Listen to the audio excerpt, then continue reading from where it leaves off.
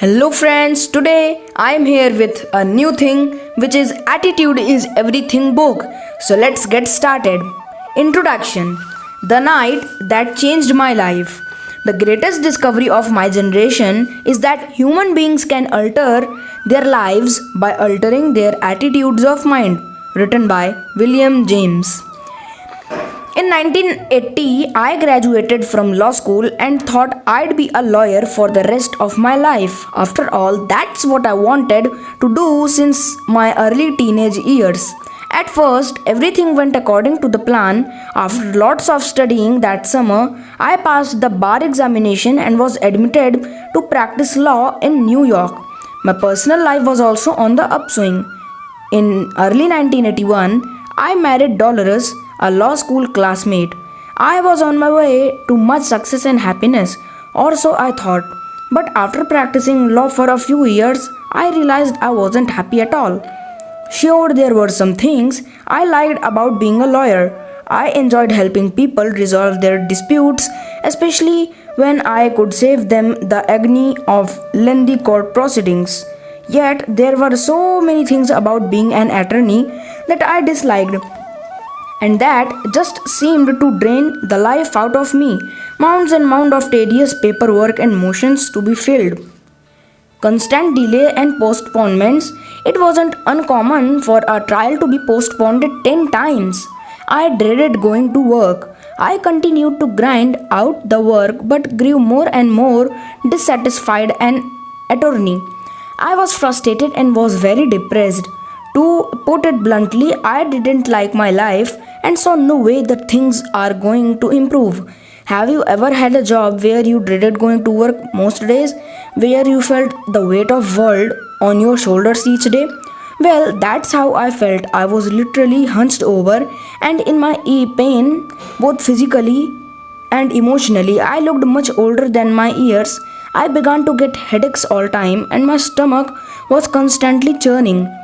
Fearing that I had some health issue problems, I saw some doctors and they ordered me a battery of tests. Every test came back with the same results. They could not find anything physically wrong with me. One of the doctors suggested that I take a Melox to calm my upset stomach. Spiritually, I was dead. Nothing in my life had much meaning. This day-to-day drudgery was also affecting my appearance. Although I was in my late 20s, I looked like I was of 40. In early part of 1985, shortly after I had turned 30 years old, I was burned out, and one particular evening while sitting alone in my den, I knew that something had to change. Not knowing what to do, I simply said out loud, "There's got to be more to my life than this. There's got to be more than this misery and unhappiness. Help come from an unlikely source." Later that night, I was watching TV in the den. It was around 1 a.m. and my wife Dolores had only got to bed. But I was feeling so down that I couldn't sleep. I channel surfed looking for something to occupy my time. I tuned into, of all things, an infomercial. Normally, I would have changed that channel in a fraction of a second, but for some reason I listened it.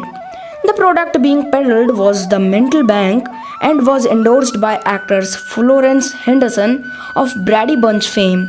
The Mental Bank was a home study course that explained how everything we achieve in life is based upon our subconscious beliefs. I felt so desperate at that point that I decided to go for it. I pulled out my credit card and ordered the program. That night in my den was the turning point of my life. You are not what you think you are, but what you think you are. Dr. Norman Vincent Peale. By the way, when I sheepishly told Dolores what I had done a day or two later, she was shocked. "You did what?" she asked in amazement. It's not that she objected to purchase, it was just so out of the character for me to buy something like that on impulse, and worse yet, from a TV infomercial. Several days later, the Mental Bank program arrived at my doorsteps, and I was fascinated and excited begin how learning our thoughts determine the quality of our lives. Prior to that time, I had never heard these ideas. Unfortunately, they don't teach you this stuff in school. The mental bank program spurred me to seek out other motivational resources. I began to read books by Napoleon Hill, Og Mandino, Norman Vincent Peale, and Robert Sculler. I started reading Bible on a regular basis. I eagerly listened to the audio programs by Zig Ziglar, Earl Nightingale, Jim Rohn, Bob Proctor, and many others. I felt like a person who had wandered for days in the desert with a parched throat and then suddenly found a stream of water. Now, I can't tell you that everything in my life changed overnight because it didn't happen that way.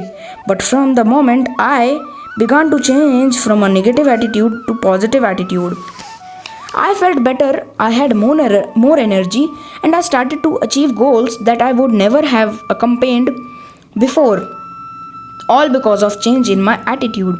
I am also happy to report that when people now ask me how old I am, I say 57. They invariably reply, "You look much younger."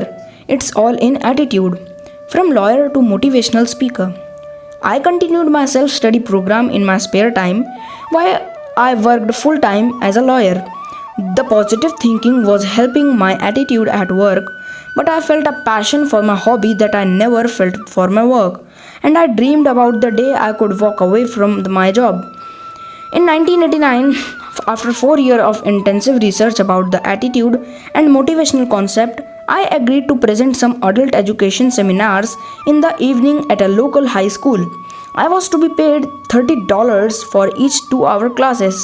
Not only kind of money that lets you quit your day job.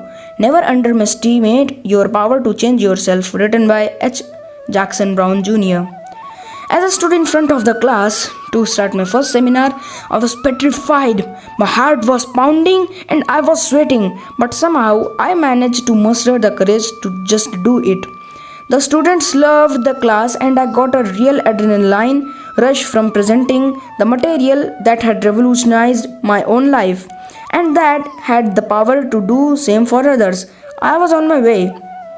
Eventually, the speaking fees grew a little larger and in 1990, I decided to phase out my law career over next few years. This wasn't a simple decision. I had gone to 4 years of college and 3 years of law school to obtain my degree. On top, I had spent 10 years of my life as a practicing law. And when you have that much invested in a career, it's not easy to walk away. Then of course, there was the money issue. As a lawyer, I was on track to earn $1 lakh in a few years, and I'd been earning that much and more for the rest of my professional career. Taking a stand. Although I was earning a little more from my new hobby, I realized that I'd have started expenses in launching my new enterprises. Fortunately, dollars and I had saved some money over the year. To supplement my income, I began to sell a line of merchandise with my unique "Attitude is Everything" logo. But there was no way to avoid it. I'd have to take a huge financial step backward to start my new business, at least in the beginning. A positive attitude is a person's passport to be a better tomorrow. And yet, it was the time to move on. I felt as if I was being pulled out of the legal profession and into my new career. Whenever I spoke to an audience or wrote a motivational essay, I was so invigorated and full of life. I knew that's where I belonged. So I made a gradual transition, working 4 days as a week as a lawyer, then 3 days a week, and then 2 days a week, until in 1992 I began working full time as a motivational speaker and writer. Trust me, my mother wasn't thrilled when I told her that I was giving up my practice of law to speak about attitude. After all, it doesn't carry the prestige of saying my son is a lawyer. But these are issues you have to deal with when you take a stand in your life. You have to face the fact that some people will disapprove your decision. I also learned that often have to let go of some things in your life and take a few steps backward before you can move forward in a new direction. Part of the price I had to pay was giving up my money, prestige, career, and security of my legal career. By the way, as it turned out, my mother became very supportive of my new career, especially when she saw that I was making progress and that I really enjoyed my work. Why I am telling you all this about my career transition? It's not about to impress you with what I have done. Believe me, I've made a plenty of blunders and mistakes along the way. I am sharing you my story because I want you to know how drastically my life changed and how much better I got when I made a change in my attitude. Proof positive that indeed attitude is everything. How you will benefit from this book. Some final thoughts before we launch right into this material. This book can help you no matter how positive or negative you are right now. If you are a negative, don't despair. You can use these concepts to develop a maintain positive attitude and to achieve incredible breakthroughs in your life. If you are already a positive person, you can use these principles to soar to even greater heights of success and fulfillments. I have spent more than 20 years researching why it is that some people succeed while others achieve disappointing results. During that time, I read a few hundred books and thousands of magazine articles on attitude and success. I have listened to more than 3,000 hours of audio programs. In addition, I've interviewed countless high achievers to learn their success secret.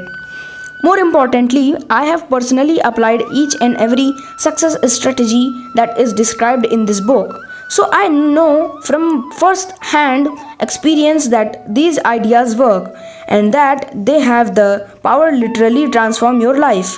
Please don't misunderstand me. I don't claim to be a know-it-all on these subjects. Far from it. I consider myself a work in progress and I continue to learn every day. However, I know what it's like to have a negative attitude because that's the kind of attitude I had for the first 30 years of my life.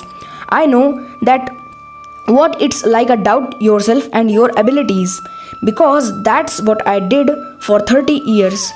All of the positive changes I have made in my life are the results of practicing the principles you'll read about this book.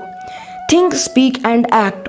This book is conventionally divided into 3 parts, and each part contains a series of lessons. So, if you ever need a reinforcement in a particular area, it will be easy to you to turn to that lesson and reread it. In part 1, success begins in the mind. We will focusing on how the power of attitude and belief to shape your destiny. You'll learn how your success initially depends on the way that you think. In part 2, watch your words. We'll concentrate on the way that you speak, how your attitude is reflected in your words, and how positive language can help you to propel towards your goal. In part 3, Heaven Help Those Who Act, we'll cover a final leg of our journey.